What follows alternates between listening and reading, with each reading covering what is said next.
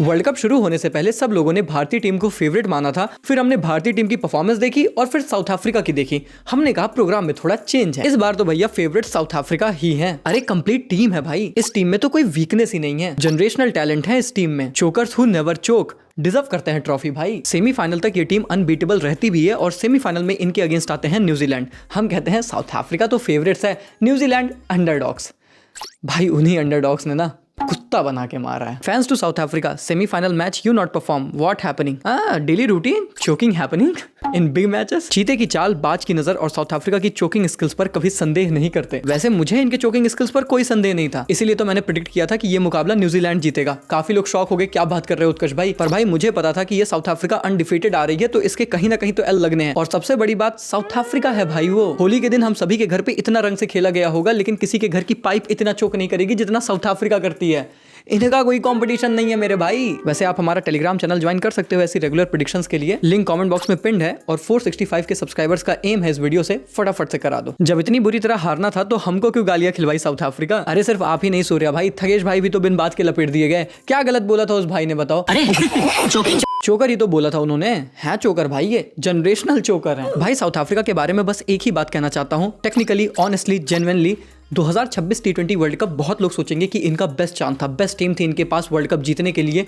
नहीं मेरे भाई, ये अफ्रीका का बेस्ट चांस नहीं था, इनका बेस्ट चांस था 2024 T20 वर्ल्ड कप जीतना। भाई 30 पे 30 चाहिए थे, 6 विकेट आपके हाथ में थे, 2 सेट बैटर्स क्रीज पर थे। और ये मैं सिर्फ साउथ अफ्रीका के पर्सपेक्टिव से बोल रहा हूँ, हमारे नहीं। अगर आप उस मैच को भी नहीं जीत पाए तो आप जनरेशनल चोकर थे, हो और रहोगे। बस इस मैच ने उस पर थोड़ी सी और मुहर लगा दी। साउथ अफ्रीका के कोच सुक्री साहब से पूछा गया था कि पिछला वर्ल्ड कप तो आप ऑलमोस्ट जीत के भी हार गए थे, इस बार क्या अलग है? इन्होंने रिप्लाई किया था, आई वॉजंट देयर। इस बार थे, क्या कर लिया और बुरा हारे हो भाई। I have never seen anyone loss this much aura in less than 24 hours.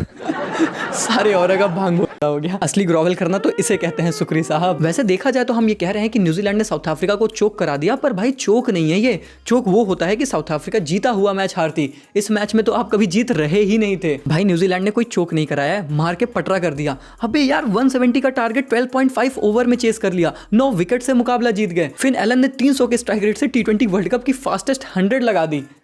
तबाह किया है भाई। साउथ अफ्रीका की इस टीम को हम जनरेशनल टैलेंट कह रहे थे, न्यूजीलैंड ने ऐसा मारा है कि इनकी जनरेशन इस मैच को याद रखेगी। भुलाना चाहें तो भी भूल नहीं पाएंगे भाई। देखा जाए तो साउथ अफ्रीका का दिन इतना खराब था कि उनके लिए सिर्फ 2 खिलाड़ियों ने परफॉर्म ही किया, एक मार्को येंसन, दूसरे जिमी नीशम। भाई New Zealand and their curse of 18th over. पिछले मैच में भी ग्लेन फिलिप्स को 18th ओवर में 22 रन पड़ गए थे, इस मैच में भी जिमी नीशम को 22 रन पड़ गए, thanks to the OG captaincy of Mitchell Santner. भाई क्या कप्तानी है ये। जिमी नीशम ने 2019 फाइनल हारने के बाद ये ट्वीट किया था, kids don't take up sport, take up baking और something, die at 60, really fat and happy. और भाई साहब ने जब 22 रन खाया ना तो सब यही कह रहे थे, भाई अपनी बात खुद ही नहीं मानी, कहाँ क्रिकेट खेल रहे हो, इतनी पिटाई। नीशम की ऐसी ही बॉलिंग का वेट धोनी 50th ओवर में कर रहा था, बट वो 49th ओवर में रन आउट हो गया। बेस्ट वन भाई मेरे अंदर का धोनी फैन अब सुकून से इस बात को एक्सेप्ट कर लेगा कि हाँ भाई, अगर धोनी भाई खड़े होते ना तो वो रन्स बन जाते, बस रन आउट हो गए। जरा हम भी तो देखें, हमसे ज्यादा पिटाई खाने वाला कौन पैदा हो गया। हारिस रऊफ की टक्कर आ गई है भाई। देखा जाए तो साउथ अफ्रीका के लिए सिर्फ मार्को येंसन ने इस मैच में परफॉर्म ही किया। साउथ अफ्रीका एक स्टेज पर 77 for 5 हो गई थी, वहां से टीम के टोटल को 169 पहुंचाया। 30 गेंदों पे 55 की नाबाद पारी खेली, 2 चौके लगाए, 5 छक्के हिट किए 183 के स्ट्राइक रेट से। बाकी परफॉर्म तो क्विंटन डिकॉक ने भी किया था, लेकिन सामने वाली टीम के लिए। Scored 10 off 8 ball with the bat, drop the catch of in form Tim Seifert, wasted 1 review. De Kock wrong की coming strong against South Africa यार क्या किया डिकॉक भाई, क्यों करते हो प्रेशर गेम में हर बार ऐसा? क्विंटन डिकॉक इन T20 world cup knockouts, 2014 6 run versus India, 2024 4 versus Afghanistan, 2024 39 versus India, 2026 10 versus New Zealand, average 15 की, स्ट्राइक रेट 117 का। True legend of south Africa heritage. अब वैसे 169 का टोटल इनफ तो बिल्कुल नहीं था, पर फिर भी हमें लगा कि क्या पता एक फाइटिंग टोटल हो जाए। और वैसे भी लोग कह रहे हैं ना, साउथ अफ्रीका के पास तो जनरेशनल टैलेंट है, गेंदबाजी में बहुत वैरायटी है। फाइटिंग टोटल की बात हुई थी भाई, न्यूजीलैंड के ओपनर्स ने फाइट ही की है, मार पिटाई पे उतारू हो गए थे वो। मैं ज्यादा देर खड़ा नहीं रहूंगा। ये सब खत्म करो और जल्दी। मैं तो सोच रहा हूँ न्यूजीलैंड के फैंस तो चलो खुश होंगे कि उनकी टीम फाइनल में पहुंच गई, पर केकेआर के फैंस का क्या हाल है भाई। ईडन गार्डन में आके उनके दोनों ओपनर्स ने तबाही मचा दी। Finn Allen and Tim Seifert are the only two cricketers to start their IPL training camp despite being still in the T20 world cup. उधर छक्के चौके वो दोनों मार रहे होंगे, इधर आधे गीले केकेआर फैंस हो रहे होंगे। भाई ये कौन से दो दानों ले लिया आपने अपनी टीम में। रिजू साइमंड्स, एलन ने 33 बॉल पे 100 मारे। बॉब्जी द किंग, एआई है जनाब, एआई है, रियल हो ही नहीं सकता, हम नहीं मानते। मतलब दो ओपनर्स ने आके किसी सेमीफाइनल में किसी टीम की ऐसी तुड़ैया की हो, अगर इसको मैं याद करूं ना तो मुझे हमारी तुड़ैया ही याद आती है। 2022 T20 world cup against England, Hales और बटलर ने भी ऐसी ही गांड तुड़ाई करी थी हमारी 2022 में। वही याद आता है भाई, और कहीं नहीं। मैं कह रहा हूं चलो हेल्स और बटलर तक ठीक था, फिन एलन और टिम साइफर्ट तक भी ठीक था, बस आज के मैच में बटलर और सॉल्ट ये गांड तुराई ना करें भाई, वरना हमारी, समझ रहे हो ना, वो गांड तुराई करेंगे, हमारी वो हो जाएगी। वैसे ओवरऑल देखें तो न्यूजीलैंड ने एक बहुत ही डोमिनेटिंग क्रिकेट खेली और सेमीफाइनल से फाइनल तक का सफर तो डेफिनेटली डिजर्व करते थे। आई मीन पिछले 2 मैचेस में जो गलतियां की थी एटलीस्ट उसे बैटिंग से सॉर्ट आउट किया है, लेकिन बैटिंग में भी स्पेशली इनके ओपनर्स ने, और यहीं पर न्यूजीलैंड को ये चीज़ समझनी चाहिए कि इनकी ओपनर्स ही इनके ब्रह्मास्त्र हैं। अगर वो चलते हैं तो ये एक तरफा डोमिनेट करते हैं, वो नहीं चलते तो दिक्कत इस टीम के साथ भी है। आई मीन काइंड ऑफ वो 2015 वर्ल्ड कप में जैसे ब्रेंडन मैकुलम के ऊपर टीम डिपेंडेंट थी, इस बार इनके 2 ओपनर्स वो सेम काम कर रहे हैं, तो ये चीज़ न्यूजीलैंड को पता होनी चाहिए। साउथ अफ्रीका की बात है तो क्या बोलूं, lost in the semifinal in 2023, lost in the final in 24, lost in the semifinal in 25, lost in the semifinal in 26, ICC white ball tournaments and South Africa. अब तो साला ऐसा लगता है कि ये WTC फाइनल भी इसीलिए जीत गए थे क्योंकि उसमें सेमीफाइनल नहीं होता। आई मीन हम कब से क्रिकेट देख रहे हैं, क्रिकेट में बहुत कुछ बदल गया है, बहुत सी नई चीजें आ चुकी हैं,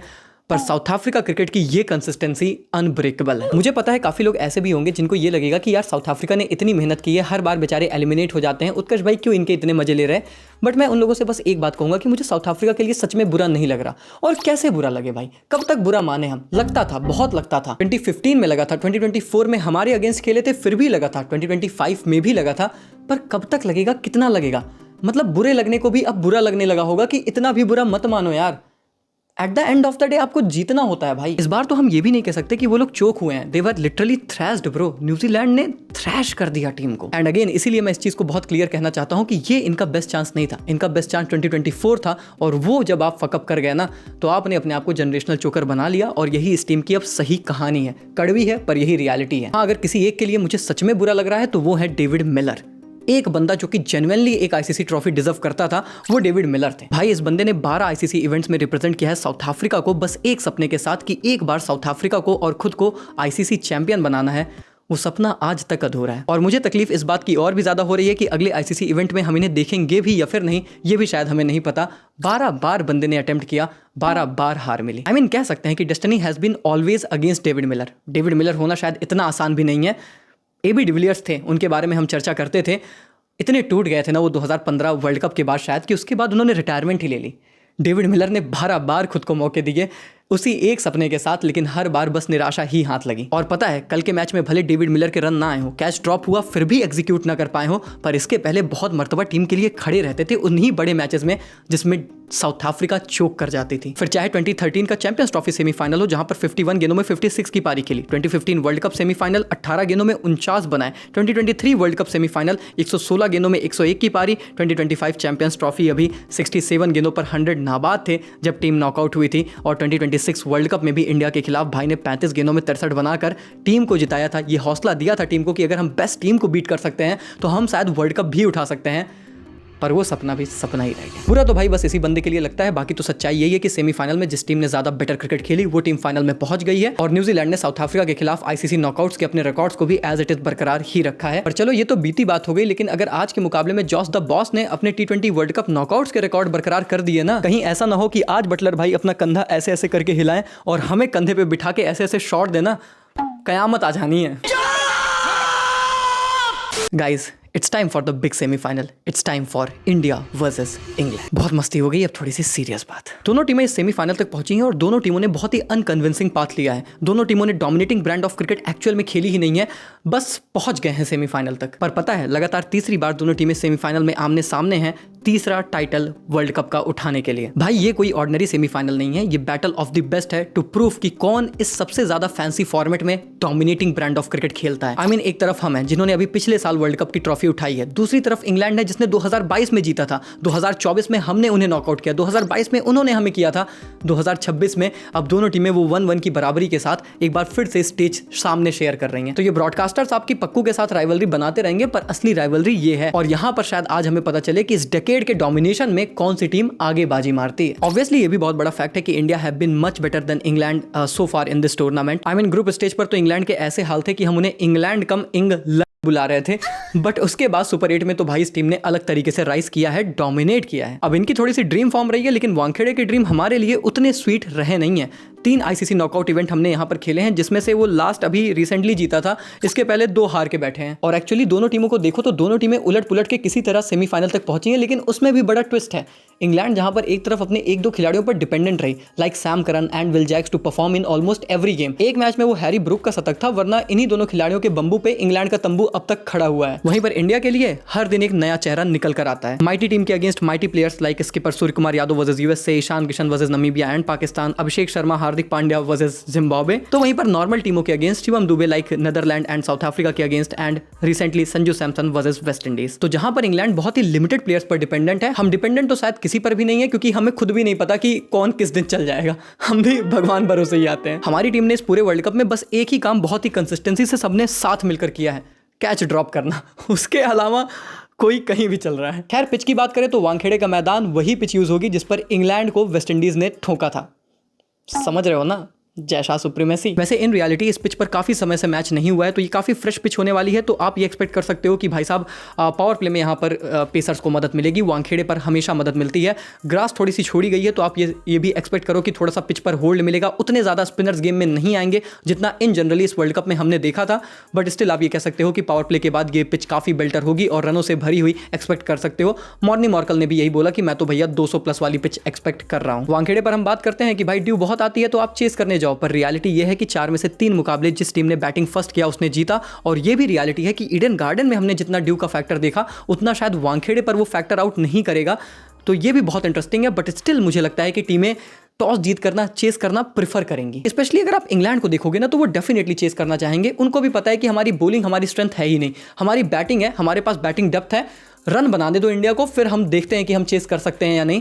वही दानों वाली बात है। प्लेइंग 11 की बात करें तो भाई चर्चा बहुत चल रही है सोशल मीडिया पर कि भाई अभिषेक भाई को ड्रॉप ही कर देते हैं, रिंकू भाई को इससे बढ़िया खिला लो, फील्डिंग तो कम से कम अच्छी करेंगे। पर रियलिटी ये है दोस्तों कि इस स्टेज पर आकर मुझे नहीं लगता कि टीम एक्सपेरिमेंट करेगी, और शायद करना भी नहीं चाहिए। अभिषेक भाई से मैं बस इतना कहूंगा कि भाई अब बना ही दो रन, अब बना दो, अब सच में ज्यादा हो रहा है। और सच में अगर आपको अपनी प्लेस T20 सेटअप में बरकरार रखनी है, बना दो रन भाई। खैर अभिषेक भाई इस बात से मोटिवेशन जरूर ले सकते हैं कि लास्ट टाइम जब उन्होंने इंग्लैंड के अगेंस्ट खेला था तो खेला नहीं था भाई, तोड़ा था। 54 बॉल पे 135 रन बना दिए थे।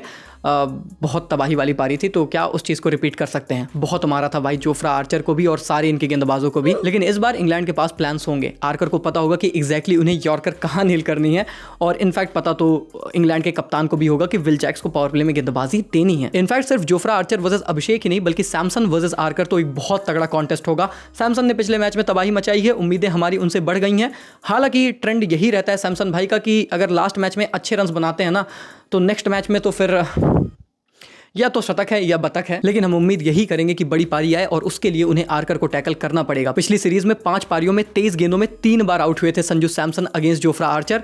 भाई इस आंकड़ों को बदलना पड़ेगा अगर रन्स चाहिए। वहीं पर इंग्लैंड के बैटर्स की बात करें तो सबसे ज्यादा बात उस खिलाड़ी को लेकर हो रही है जो इस वर्ल्ड कप में सबसे ज्यादा आउट ऑफ फॉर्म है। आउट ऑफ फॉर्म भी कहना अंडर स्टेटमेंट है, मेरे हिसाब से तो बंदा खेल ही नहीं रहा भाई। Jos the boss Buttler. हर एक भारतीय फैन यही कह रहा है कि भाई जॉस बटलर पूरे वर्ल्ड कप में नहीं चले हैं, ये मैच वो ना हो जाए। और ऐसा नहीं है कि ये उनकी रेपुटेशन पर बात है, बल्कि आंकड़े इस चीज को बैक भी करते हैं। जॉस बटलर के T20 वर्ल्ड कप नॉकआउट्स के आंकड़े कहते हैं 226 रन है भाई साहब के, with an average of 57 and strike rate of 157।